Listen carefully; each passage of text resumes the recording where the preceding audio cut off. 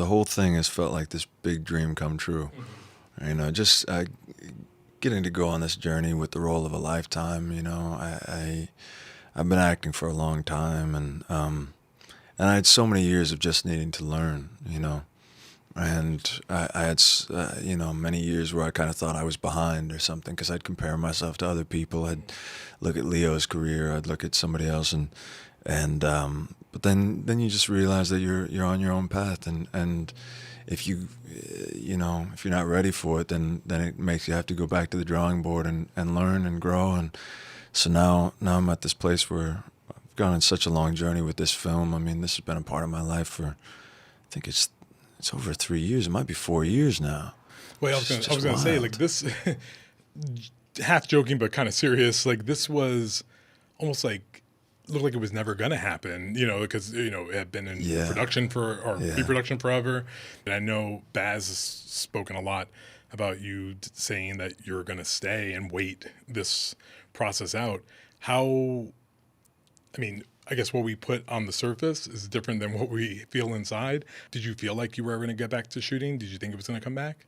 When I look back at it, it may have been delusional, but I can be a delusional person, I think. Yeah.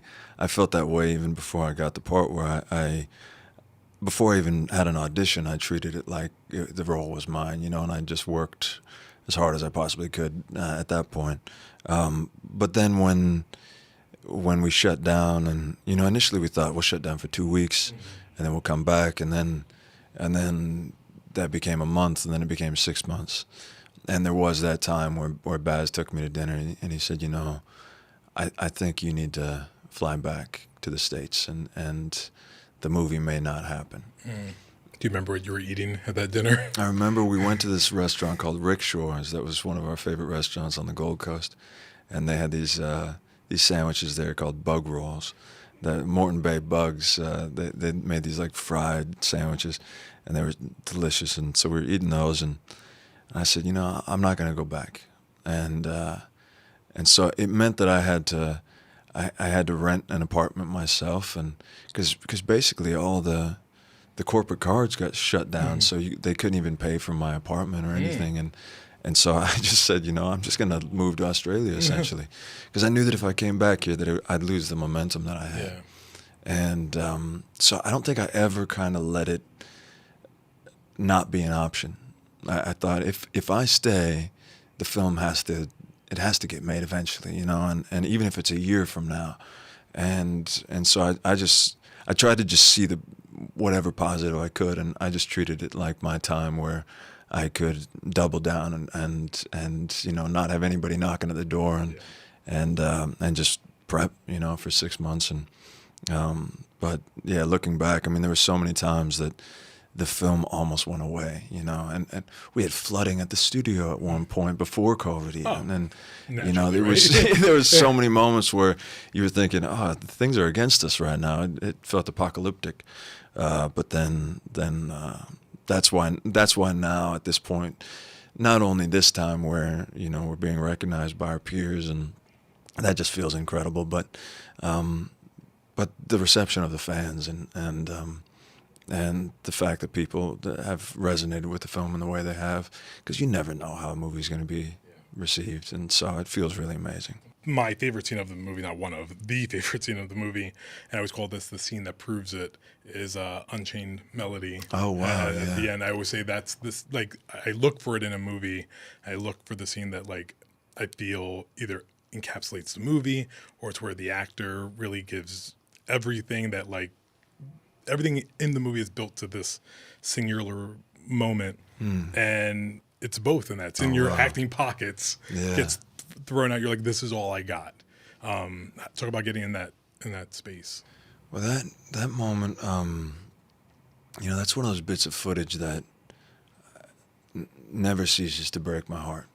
Because when you watch Elvis sing Unchained Melody, and you know that he's not going to be around much longer, and he can hardly speak at that point. I mean, he's boy in him. You see that desire for the love of the audience, and you see his love of his mother, and you see and studied it so much, and And it also was the first tape that I sent to Baz, was me singing that song, and I had no idea that it was going to be that moment in the film.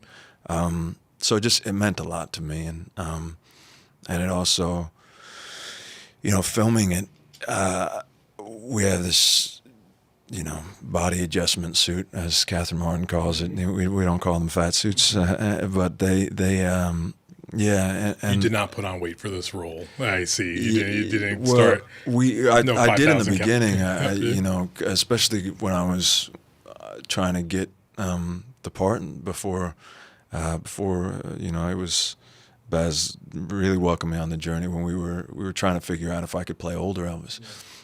Yeah. So my agent actually told me, he said, you gotta, they don't know if you can play older Elvis, so I think you need to gain some weight. And so I'd heard that Ryan Gosling, when he was going to do Lovely Bones, had microwaved Haagen-Dazs and would drink it. So I started doing that. I would go get 24 donuts, and I'd eat them all, and I really started to pack on some pounds. Yeah. And that's what I'm doing for my next role too. Go ahead. Yeah, it's fun. It's fun for a week or so, and then you feel awful with yourself. But so I did that for a while, and we were also planning on shooting chronologically in the beginning. Oh, okay. That quickly went out the window, and then especially with COVID, it was just impossible. So that was another one of the tricky aspects of the film, was Elvis changed so much from the time he was 19 to 42, and that's the age that I was playing him. And one day we'd be in 1974, and the next day we'd be in 1956, and so you gotta, be able to switch back and forth vocally and physically and everything. Initially I thought we could probably take a break halfway through. I can gain the weight for the later stuff, and then we'll go and do that. I think I've talked a lot about how much Raging Bull meant to me, and so that idea of kind of being able to do that has always been a challenge that I wanted to go after, but just with the way that we shot it, we weren't able to do that, so we had to use different physical things. I mean, next time, right? Next time, we'll you and I can melt some Haagen-Dazs together. You're going to be in Masters of the Air, Apple TV Plus drama with Callum Turner and fellow Oscar nominee Barry Keoghan. You guys are going to be together at the Oscar nominee luncheon. What can you tell us about it, and how much fun was it? That was a fun job. I was about a week out after filming Elvis, and then flew to London and started boot camp for that, and then went into filming. So it was a time where I was still trying to kind of come back to reality. I'd been living in this other world for a while, and so it was a nice. I had Thanksgiving with Tom Hanks in Australia, and we were eating dinner, and he said, "What are you going to do when you finish this?" I said, "I don't know," and he said, "I think you should probably try to find a job to go right into, because otherwise you may really sink into a depression." He said, "You've been occupying all of yourself with this one thing, and I think it would be good for you to just jump right into something else." And then we started talking. He said, "I actually got this show I'm producing that you could come over and do," and that was this show. And I was a big fan of Band of Brothers and the Pacific, and so it had always been a dream of mine to be a part of something like that, and a big ensemble show, and so, yeah, it was a great time. And Callum is now like a brother to me, and Barry, I just love him to death. We had a great time out there, and yeah, I'm excited. I'm excited for that one. This process obviously Elvis was in you. Like, he was in you. He lived within you. He's still here with you. And a lot of people are watching, and you're a good symbol of hope for people who love art to stay with it as long as possible. Like, wait it out. You'll get that moment to shine from your voice, from your heart. What's your message to people that are out there? And I know we're all shedding the Elvis voice now, but from Austin Butler, what do you want people to know about this? About that, I mean, it truly is. I love actors. I love acting. I love storytelling. I feel so lucky and fortunate that I've been able to work. That I've been able to work with the people that I've been able to, and but I had many times where I didn't work, and many months, 8 months at a time, where I just wouldn't book anything, and that's that can break your spirit at times, and it can make you question if this is meant for you, and then that voice inside your head that tells you you're not good enough, or you're incapable of the type of work that you admire.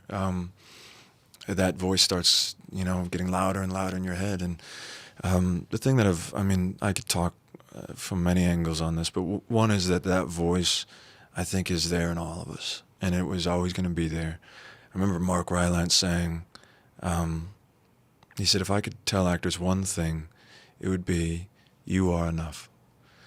And and when I met Mark, I said, that meant a lot to me hearing you say that. And he said, isn't that a hard thing to realize, that you are enough?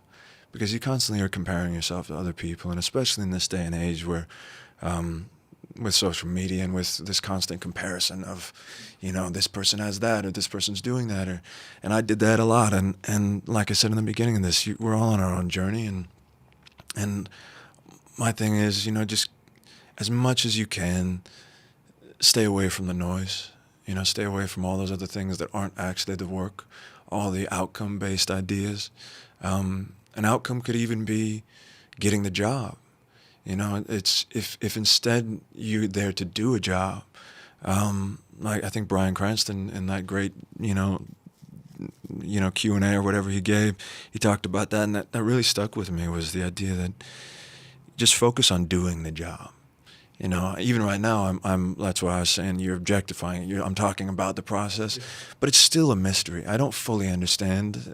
Every time you have to go back to the drawing board. Every time you're going, I don't feel like I'm enough. I don't know if I'm the right guy for the job. And so it's a constant process of trying to, one, kind of get used to that voice of fear, and realize it's always going to be there, and you can sort of welcome it and go, there you are, and I see you, and kind of just welcome that voice on the ride with you, and realize that it's just a form of energy that you can transfer, but then also just take your mind off the idea of like the outcome of whether it's getting the job, or it's the box office, or it's what the critics are going to say, or anything. That's really hard. This is easy to say, it's hard to do, and but it's for me, like the big things that changed my whole career were going to New York and doing that play with Denzel, because you're only as good as you are that night. You can't rest on what the New York Times said, or what the New Yorker said, or what the person last night at the show said to you afterward. If you're not present in that moment doing your best work, then you're letting all those people in the theater down, and you have to find new life every night. So that shifted me a lot, as far as just going, just try to do the best work you possibly can, and focus on how do you get better. And if that's the fuel that is taking you, then whether you're just doing a scene in an acting class, or you're doing a play, in some black box theater, or you're on Broadway, or you're doing a movie, or whatever that thing is, then it's about that moment of truth. And then that moment can be fulfilling in and of itself.